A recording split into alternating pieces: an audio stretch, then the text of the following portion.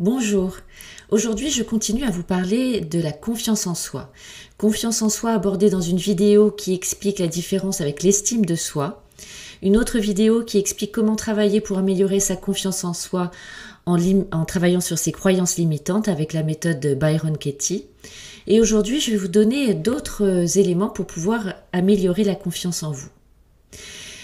Donc comme on en a déjà parlé, je ne reviens pas sur ce qu'est la confiance en soi, mais juste sur le fait que ça se travaille, que ça se muscle, que ça s'augmente, que ça se développe comme une toute compétence et qu'il est normal de manquer de confiance en soi pour chaque action qu'on n'a pas encore réalisée, que ce soit une prise de parole, un nouveau projet, une nouvelle maternité, enfin tout ce qui va être nouveau dans notre vie qu'on n'a jamais expérimenté va potentiellement réveiller un manque de confiance en vous. Donc comment travailler dessus?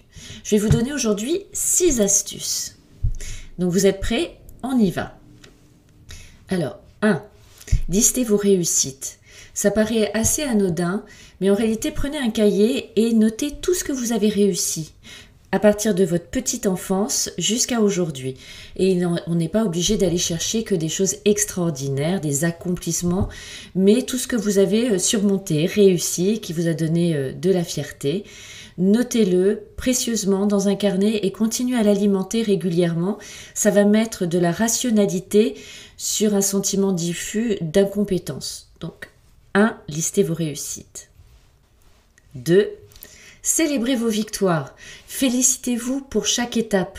En réalité, on oublie de se féliciter. On réussit quelque chose et puis on passe à autre chose et puis on passe à autre chose et finalement, on ne se donne pas la reconnaissance nécessaire qui est notre carburant pour pouvoir continuer. Donc apprenez à célébrer chaque petite étape vers ce que vous réalisez et ça peut se manifester de manière très simple, un moment de contemplation, ça peut être une promenade dans un parc, ça peut être d'appeler une amie, de vous faire un petit plaisir, mais surtout il faut vous le dire. Good girl, t'as bien travaillé, allez.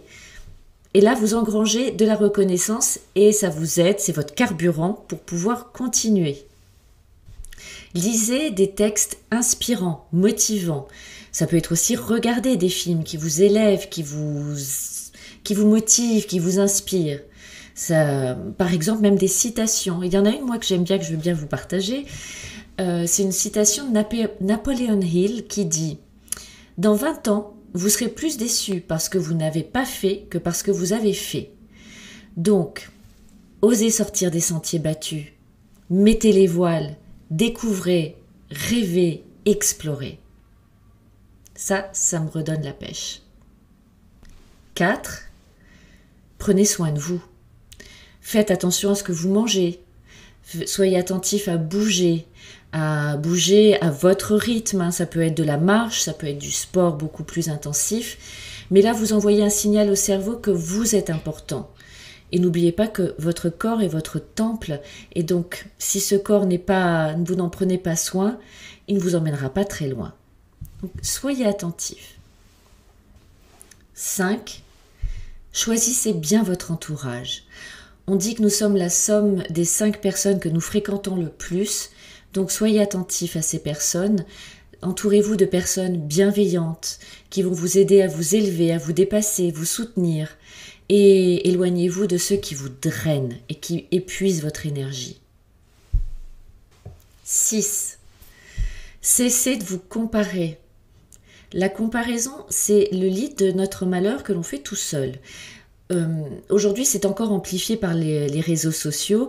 Alors, on sait très bien que les réseaux sociaux, c'est la vie rêvée. On ne montre pas toute la réalité, mais plutôt tout ce qui réussit, tout ce qui va bien. Et donc, ça peut donner l'impression que l'herbe est toujours plus verte ailleurs et que les autres sont toujours bien meilleurs que nous. Donc, s'il y a des gens qui vous inspirent et qui vous impressionnent même, inspirez-vous d'eux. Regardez ce qu'ils font de bien et concentrez-vous sur vos forces et sur votre valeur. Voici donc 6 conseils simples mais pourtant efficaces. Croyez-moi, j'ai de la pratique. Donc testez et puis vous nous raconterez. Donc le premier, je vous rappelle, listez vos réussites. 2. Célébrez vos victoires. 3. Prenez soin de vous. 4. Lisez et regardez des choses inspirantes et positives. 5. Choisissez bien votre entourage. Et 6. Cessez de vous comparer.